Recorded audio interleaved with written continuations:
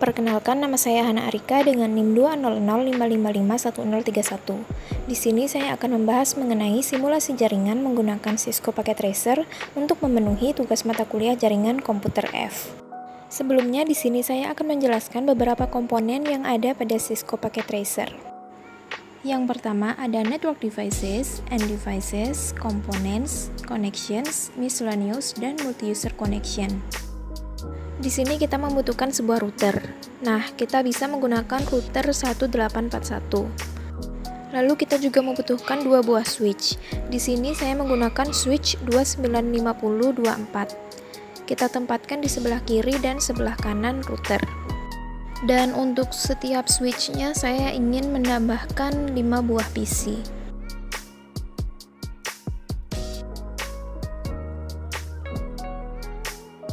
Kita geser-geser lagi switchnya atau routernya agar terlihat rapi. Dan untuk menghubungkan seluruh komponen di atas, kita membutuhkan yang namanya koneksi. Di sini saya menggunakan jenis straight. Pertama kita hubungkan dari router, pilih fase Ethernet 0/0, kemudian hubungkan ke switch, pilih fase Ethernet 0/1. Masih menggunakan yang straight, selanjutnya hubungkan antara switch dengan PC. Pilih fase Ethernet 0/2, kemudian sambungkan ke PC dan pilih fase Ethernet 0. Ulangi terus langkah tadi hingga PC terakhir.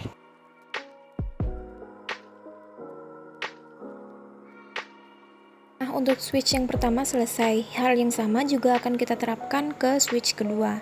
Hubungkan dari router ke switch, kemudian dari switch ke masing-masing PC. Kita lihat di sini semuanya sudah terhubung. Nah, sekarang kita coba tes apakah sudah bisa melakukan pengiriman surat atau belum. Kita coba mengirim surat dari PC 0 ke PC 1. Nah, di sini muncul PC 1 has no functional ports. Kenapa ini bisa terjadi? Karena kita belum menyeting IP address untuk setiap komponen. Oke, di sini saya akan menggunakan Node untuk menulis IP address.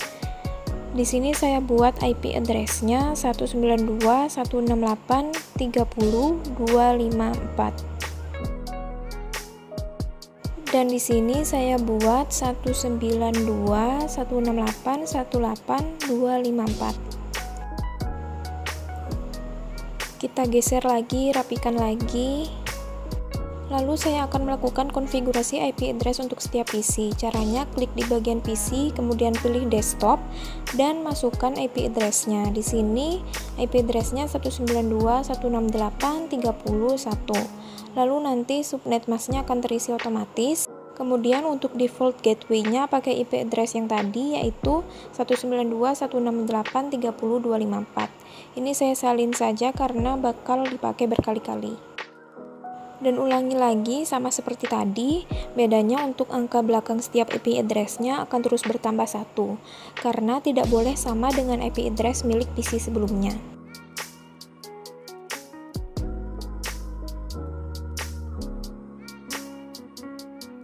Nah, karena switch 1 sudah selesai, sekarang kita setting PC di switch 2. Untuk IP address-nya hampir mirip aja, cuman yang tadi itu 30, sekarang 18. Subnet mask-nya otomatis sama seperti tadi, dan default gateway-nya sama seperti yang sudah kita tuliskan di note tadi. Nah, ulangi saja sampai PC terakhir di switch 2 habis.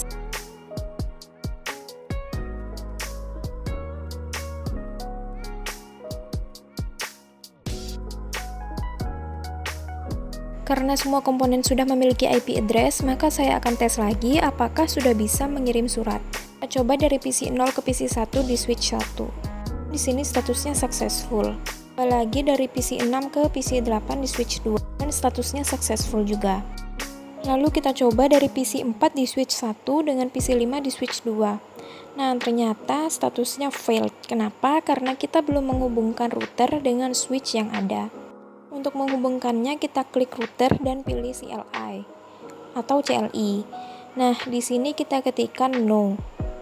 Kemudian enter 2 kali, lalu ketik enable. Dan enter lagi, ketik configure terminal. Enter lagi, lalu ketik interface FA 0/0. Nah, kenapa bisa dapat 0/0? Karena seperti kita lihat di sini, pos Ethernetnya 0/0. Lalu enter.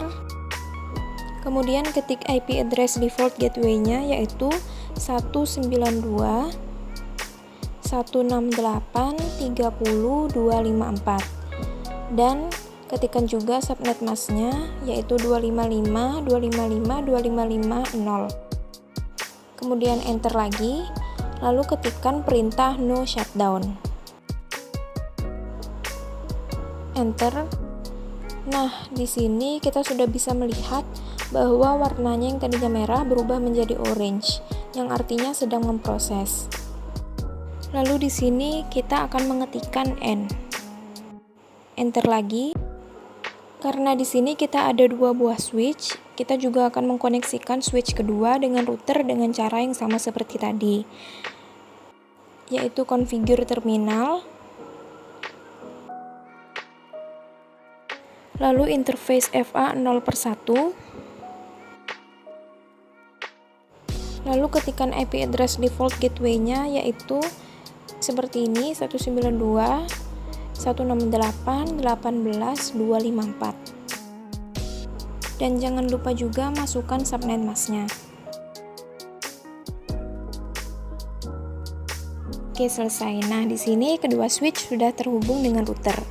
Warnanya di sini berubah menjadi orange dan akan kita tunggu hingga berubah menjadi hijau untuk mengirim pesan di antara dua PC yang berada di switch yang berbeda.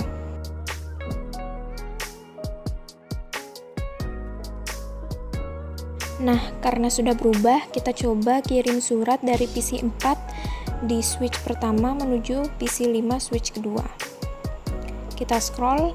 Nah, di sini statusnya masih failed dan hal ini masih wajar untuk terjadi. Lalu kita coba lagi. Scroll dan statusnya sudah successful.